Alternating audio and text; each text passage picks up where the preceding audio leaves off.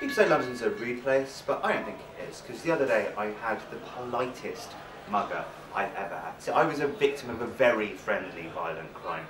I was sat on a train, I was on my way home, and a guy came and sat down next to me.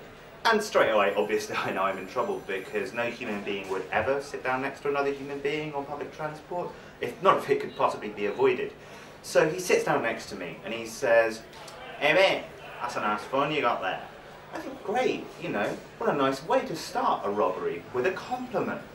So I put my phone away and I take just a nanosecond to think, and some part of my brain reasons that if I pretend I don't know I'm being mugged, he'll just forget that he's supposed to be mugging me. So instead of getting scared and intimidated, I go, "Yeah, it's a really nice phone actually, I've had it for a little while. What kind of phone have you got?" "I ain't got a phone, mate. You got any credit?" "No, I haven't got any credit. I can lend you 50p if you want, though, for a phone box if you need to make a call." "Phone box is 60p, mate." He's done his research. That's the thing about mugging. It's all about preparation. Well, I'm sure you could get 10p off someone else. And at this point, he's decided he's had enough of my bullshit, and he just says, "Can I have your phone, mate?" "No." "Why can't I have your phone?"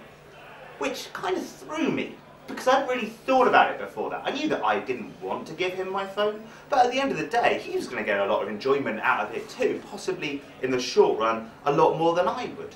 So I kind of tried to work out why it wasn't okay, and I said, well, my phone's very important to me. It's got like messages and pictures and stuff that's very sentimental to me that I could never get back, so that's why you can't have my phone. And he looked down at the ground, shook his head, as though this was the hardest part of his job. And he went, "Sorry, I'm going to have to take your phone, mate." At that point, they say that in times of great stress and anxiety, we emulate our heroes. And it turns out that my hero is that dinosaur off Jurassic Park that spits in people's faces. So I jumped up out of my seat and I screamed right in his face. "Rah! Rah! Rah!" I have never seen two sunken eyes that look so surprised and terrified.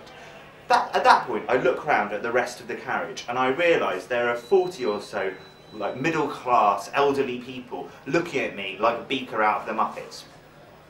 As far as they're concerned, I've just tried to rob a man younger than me using only my voice as a sonic weapon. So I push past him, saying, "Excuse me," of course, because my mother taught me well. I walk up the carriage. I do the most English thing I've ever done in my life. I say, "I'm terribly sorry, ladies and gentlemen, but the gentleman back there was just attempting to mug me. So I felt, under the circumstances, screaming in his face was the right thing to do." And they look at each other in their sort of elderly way. They go, "Yes, actually, yes, I do think that was appropriate." I walk up the carriage, I get into the next carriage, and we pull into the station. I look back, and Gollum's less charismatic brother is getting off at the same stop as me. I'm terrified. I don't know what he's going to do. He's a junkie. I look round, and for my luck, the scariest Cockney man, a man who looks like he's eaten his own house before he left it, is getting up to get off with me. Any other day, I'd be terrified of him, but today he is my new best friend. I went over to him, and I said, "I'm really sorry, mate.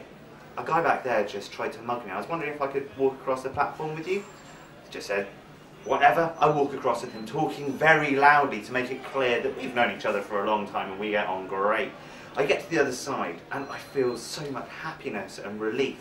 I say to him, "Mate, thank you so much. I think you might have just saved my life." And this is when he does the most London thing I've ever seen.